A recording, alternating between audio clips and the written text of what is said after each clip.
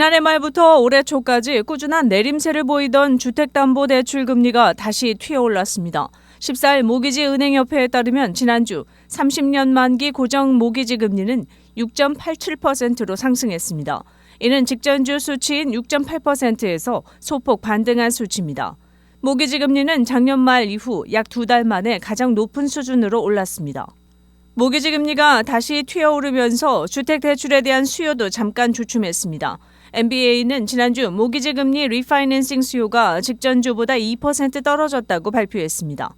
지난주 주택 매수를 위한 모기지 수요도 3%가량 떨어졌습니다.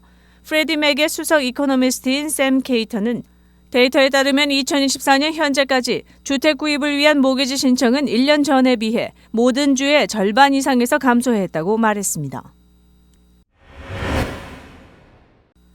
위안 분야에서 연구 실적과 명성을 쌓아온 명문의대의 한인 교수가 오랜 기간 실험 데이터 조작에 관여해왔다는 의혹에 휩싸였습니다. 뉴욕타임스는 컬럼비아대 의대 종양외과 학과장 샘윤 교수와 그의 연구실 멤버 윤모 박사 등이 저자로 참여한 총 26개 논문에서 데이터 조작 의혹이 제기됐다고 15일 보도했습니다. 앞서 분자 생물학자 숄더 데이비스는 최근 자신의 블로그를 통해 윤 교수와 윤 박사의 다수 논문에서 실험 데이터 조작이 의심된다는 의혹을 제기한 바 있습니다. 데이비스는 앞서 하버드 의대의 암 연구 권위자들을 상대로도 실험 데이터 조작 의혹을 제기해 무더기 논문 철회를 끌어낸 인물입니다. 데이비스는 윤 교수의 2008년 발표 논문에서도 복제 이미지로 추정되는 자료가 사용됐다는 의혹을 제기했습니다. 이어 윤 박사와 공동 작업을 시작한 2013년 이후부터 더 심각한 데이터 불일치가 관찰됐다고 주장했습니다. 별도의 실험 결과에 동일한 이미지가 사용되거나 다른 이미지인 것처럼 보이게 좌우를 뒤집거나 회전해서 의도적으로 변조한 것으로 의심되는 이미지가 사용됐다는 것입니다. 윤 교수가 재직했던 뉴욕의 메모리얼 슬론 캐터링 암 센터는 윤 교수 연구물에 대한 조사를 진행 중입니다. 또한 의혹이 제기된 윤 교수 논문을 게재한 연구 저널들도 이번 의혹과 관련해 조사에 착수했다고 뉴욕타임스는 전했습니다. 지난 2021년 볼티모어 리커스토어를 운영하는 한인 자매에게 벽돌로 무차별 폭행을 가하고 한인 업소만을 골라 난동을 부린 흑인 남성에게 종신형이 선고됐습니다. 볼티모어 검찰은 당시 가중폭행 혐의로 경찰에 체포된 데릴 도일스는 지난해 9월 1급 살인미수 2건과 증오범죄, 2급 폭행 혐의에 대해 유죄가 인정돼 지난 7일 종신형 선고를 받았고 30년이 지나야 가석방이 가능하다고 밝혔습니다. 판결에 따르면 1급 살인미수로 종신형, 단 30년 징역 후 가석방 시 5년간 보호관찰, 증오범죄로 징역 10년, 2급 폭행으로 징역 10년의 실형이 선고됐습니다. 이반 베이지 검사는 2021년 5월 발생한 일련의 사건은 증오와 편견에 물든 극악무도한 폭력범죄라고 성명을 통해 발표했습니다. 도일스는 2021년 5월 2일 밤 10시 50분경 펜실베니아 애비뉴 소재 원더랜드 리커스토어 문 앞에서 문을 닫으려던 2명의 한인 업주 자매를 업소 안으로 끌고 들어가 시멘트 벽돌로 머리를 내리치고 뒷머리와 앞머리를 재차 가격하는 무차별 폭력을 가했습니다. 이 사건 10분 전에도 같은 도로선상에 2블럭 떨어진 곳에 위치한 한인 운영 클럽 4리 리코스토어에 난입해 방탄유리로 막힌 카운터에 세게 발길질을 하는 등 행패를 부렸습니다. 또 원더랜드 리커 폭행 사건 직후인 오후 11시경 도보로 10분 정도 떨어진 노스 애비뉴 선상 한인 운영 린든바에도 들러 난동을 부린 바 있습니다. 우버와 리프트 등 차량 호출 서비스 업체의 기사들 일부가 발렌타인스데이인 14일 10개 도시에서 2시간 동안 파업을 벌였습니다. 이번 파업을 조직한 단체 앱 노동자들을 위한 정의 JFAW는 이날 소셜미디어에 우버와 리프트 기사들이 시카고, LA, 텍사스, 오스틴, 플로리다, 마이애미 등 곳곳에서 파업 시위를 벌이는 현장 사진을 게시했습니다. 시위 참가자들은 우리는 존중받을 자격이 있다. 공정한 수수료율을 원한다 등의 문구가 적힌 피켓을 들었습니다. 로이터 통신에 따르면 JFAW는 성명에서 현재 수천 명의 차량 공유 기사들이 미국 10개 도시에서 파업 중이라며 차량 공유 기사들의 역대 최대 규모의 파업이라고 밝혔습니다. 이 단체는 차량 공유, 배달 앱 서비스 기사들이 생계를 위해 장시간 노동을 하면서도 업체 측이 떼어가는 과도한 수수료 등으로 인해 공정한 수입을 보장받지 못하고 있다고 주장했습니다. 또 업체 측이 쉽게 기사의 운행을 금지할 수 있어 기사들이 불안감에 시달린다고 전했습니다.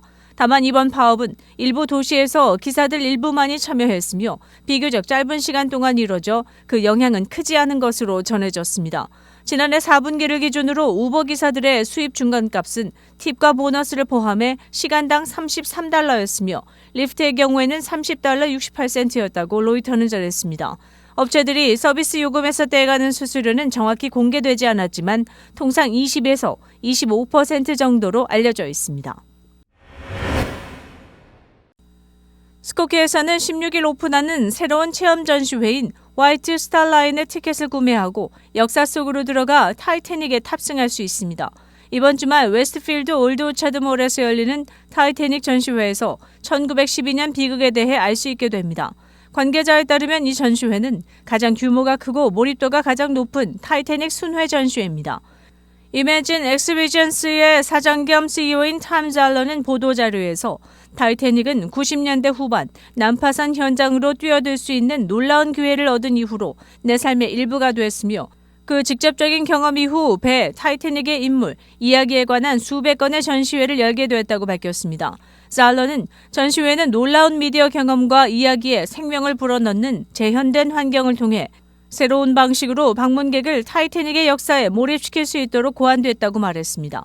몰입형 전시에는 1등급 객실, 보일러실의 3차원 및 물리적 구축, 선박의 그랜드 계단의 실물 크기 재현 등이 포함됩니다. 또한 1997년 블록버스터 영화의 소품과 고객과 함께 개인 소장품에서 기증된 수백 개의 유물도 포함되어 있다고 보도자료를 통해 밝혔습니다. 방문객이 승선하면 선박에 탑승한 승객에 해당하는 탑승권을 받게 되며 이를 통해 방문객은 전시회 전체를 여행하면서 개별 이야기를 따라갈 수 있는 기회를 얻을 수 있다고 관계자는 밝혔습니다. 해당 시대의 음악도 전시 전반에 걸쳐 재생될 것이며 조명과 소음 그리고 향기 기계와 일어나는 모든 일들 마치 시간을 거슬러 올라가는 듯한 느낌을 준다고 밝혔으며 올드 오차드 전시는 중서부 지역 초연이며 티켓은 $29부터 시작되고 행사는 4월까지 진행됩니다. 일리노이주 최대 전력회사이자 시카고와 일리노이주 북부 대부분 지역의 주요 전기 공급 업체인 카메드는 빠르면 금요일부터 청구 시스템에 큰 변화를 가져올 예정이며 정밀 검사가 진행되면서 일부 고객 도구가 영향을 받을 예정입니다. 전력회사의 발표에 따르면 고객 정보 및 청구서에 영향을 미치는 변경 사항은 고객에게 더 나은 서비스를 제공하기 위한 보다 정교한 시스템이 될 것이라고 말합니다. 시스템 업데이트의 일환으로 카메드의 많은 셀프 서비스 도구가 최소 6일 동안 제한되거나 오프라인 상태가 될 것이라고 카메드는 밝혔습니다. 또 현재 고객에게 더 나은 서비스를 제공하기 위해 설계된 새로운 고객 청구 시스템을 구현하고 있다고 밝혔습니다. 자신의 계정 서비스를 포함한 대부분의 시스템은 2월 19일 월요일까지 사용할 수 없습니다. 하지만 카메드에 따르면 카메드 설정을 통해 자동 결제를 사용하는 고객은 어떤 조치도 취할 필요가 없다고 전했습니다. 이러한 계좌번호는 자동으로 업데이트되며 월별 청구서는 지정된 당좌예금 또는 저축계좌에서 계속 인출될 것이라고 말했습니다. 은행이나 기타 금융기관을 통해 요금을 지불하는 카메드 고객은 새 계좌번호를 받으면 조치를 취해야 합니다. 카메드는 은행이나 기타 금융기관의 청구서 지불 서비스를 통해 직접 지불되도록 카메드 청구서를 설정한 경우 지불금이 귀하의 계정에 적용될 수 있도록 2024년 초에 계좌번호를 업데이트해야 한다고 말했습니다. 또 2024년 초에 새 계좌번호를 받은 것 외에도 현재와 같이 6개월마다가 아닌 3개월마다 월별 청구 금액을 검토할 것이라고 밝혔습니다. 지난 12개월 동안의 평균 청구 금액이 변경되면 이전 예산 청구 금액과 비교해 20% 이상 증가한 경우 이에 따라 예산 청구 금액이 조정됩니다. 카메드는 2월 20일에 변경된 카메드 청구서에 새로운 계좌번호가 표시될 것으로 예상한다고 밝혔습니다. 가격에 민감한 소비자를 더 많이 사로잡기 위한 노력의 일환으로 타겟은 약 400가지의 일상 기본 제품을 저렴한 가격으로 제공하는 새로운 자체 브랜드를 출시했습니다. 딜월디라고 불리는 이 브랜드는 고객에게 가정 필수품에 대한 저렴한 옵션을 제공하는 것을 목표로 $1 미만부터 시작합니다. 타겟에 따르면 브랜드의 선택에는 의류, 액세서리, 미용부터 전자제품 및 기타 가정용품까지 모든 것이 포함될 예정이며 새로운 제품은 2025년 초까지 출시됩니다. 대부분의 거래 가치가 있는 품목의 가격은 $10 미만이며 타겟 매장이나 웹사이트에서 구입할 수 있습니다.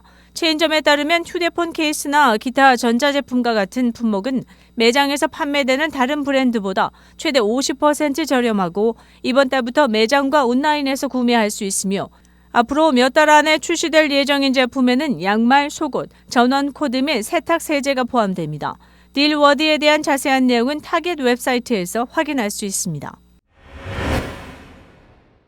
제니퍼 로페즈는 15일 시카고 지역을 포함해 전국 30개 이상의 도시를 방문하는 미국 투어에 나선다고 발표했습니다.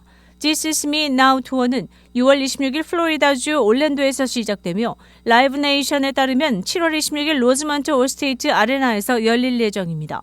곧 발매될 그녀의 같은 이름의 스튜디오 앨범의 이름을 딴 이 투어는 Get Right, 가수의 거의 5년 만의 첫 번째 여행을 의미합니다. JL로는 2019년에 마지막 투어를 했습니다. 티켓은 2월 23일 금요일 오전 10시 티켓마스터 모 회사인 liveNation.com을 통해 판매될 예정이며 이후 시리카드 소지자, 버라이전 고객 및 JL로 팬클럽을 위한 세계 사전 판매 창구가 시작됩니다. 라이브네이션에 따르면 팬클럽은 2월 20일 오전 9시, 시리와 버라이전 고객은 오전 10시부터 사전 판매가 시작됩니다. JL로는 새 앨범 외에도 금요일에 프라임 비디오 영화도 공개할 예정입니다. 로페즈는 사랑을 찾는 것에 관한 영화 뮤지컬 This Is Me Now, A Love Story를 공동 집필했으며 그녀는 이를 내가 해본 것 중 가장 개인적인 일이라고 말했습니다. 이 영화에는 남편인 벤 애플렉, 케케 팔머, 소피아 베르가라, 포스트 말론 등 수많은 스타들이 출연합니다. 그녀는 또한 프라임에서 2월 27일에 비하인드 다큐멘터리인 The Greatest Love Story Never Told를 공개했습니다. 인도네시아에 위치한 세계적인 휴양지 발리를 찾는 외국인 관광객들은 1인당 15만 루피아, 달러로는 $10 정도의 관광세를 내야 합니다. 15일 AFP 통신 등 외신들에 따르면 발리주 정부는 지난 14일부터 발리에 입국하는 외국인 여행객을 대상으로 이른바 관광기여금을 부과하기 시작했습니다. 단 인도네시아 내국인은 면제됩니다. 관광세는 발리를 입국할 때 한 번만 내면 되며 출국 후 재입국할 경우에는 다시 내야 합니다. 또 발리에 들어오면서 세금을 한 번 납부했더라도 다른 섬으로 나갔다가 섬에 다시 돌아올 경우 한 번 더 세금을 내야 합니다. 예를 들어 외국인 관광객이 발리에서 롬복에 갔다가 당일치기로 다시 발리에 돌아오는 일정이라면 관광세를 2번 내야 하는 것입니다. 관광세는 웹사이트나 스마트폰 앱, 러브발리에서 신용카드 등으로 결제할 수 있습니다. 지불이 완료되면 이메일 등으로 납부를 증명할 수 있는 QR코드를 받게 되는데 이를 발리 공항이나 항구에서 제시하면 됩니다. 공항이나 항구에 도착한 다음 납부하는 것도 가능하지만 혼잡할 수 있기 때문에 미리 온라인을 통해 지불하는 것이 권장됩니다. 앞서 지난해 발리 정부는 지역 문화와 환경보호, 인프라 투자 등을 위해 외국인 관광객을 대상으로 관광세를 부과하기로 결정했습니다.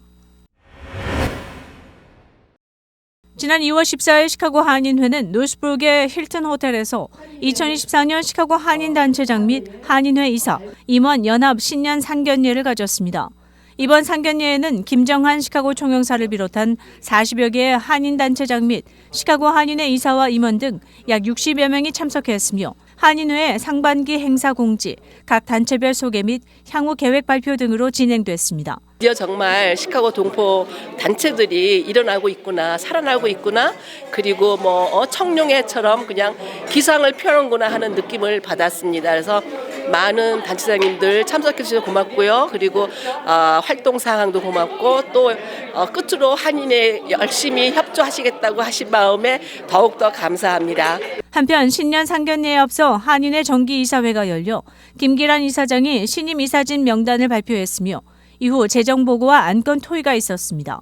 한인회는 재정보고를 통해 1월 말 현재 계좌에는 38만 9,167달러가 남아있다고 발표했습니다. 최현주 한인회장은 리모델링은 공사를 시작하면서 5만여 달러를 공사업체에 지급한 가운데 올해 들어 계획대로 진척되고 있다고 소개했으며 시카고 한인회의 비영리단체 등록은 이국진 변호사가 진행 중이며 조만간 결과가 나올 것으로 기대한다고 덧붙였습니다. 또 최근 한인회비 납부 캠페인을 통해 한인 623명이 참여했다고 밝히고 지속해서 캠페인을 펼칠 예정이라고 말했습니다. 한인회는 이날 105주년 3.1절 기념식, 난민돕기 5K 달리기 등의 상반기 행사 계획을 발표했고 이어서 이날 참여한 모든 단체가 각각의 단체 소개 및 2024년 향후 계획을 발표했고 이번 기회로 모든 단체가 서로를 잘 알고 상호 협력해 한인 사회의 발전을 위해 노력하자고 입을 모았습니다. 한편 발렌타인데이 날 가진 신년 상견례에는 시카고 한인회 측에서 나는 초콜릿으로 훈훈한 분위기가 더해졌습니다. 시카고 화이팅! 뉴스 브리핑을 마칩니다.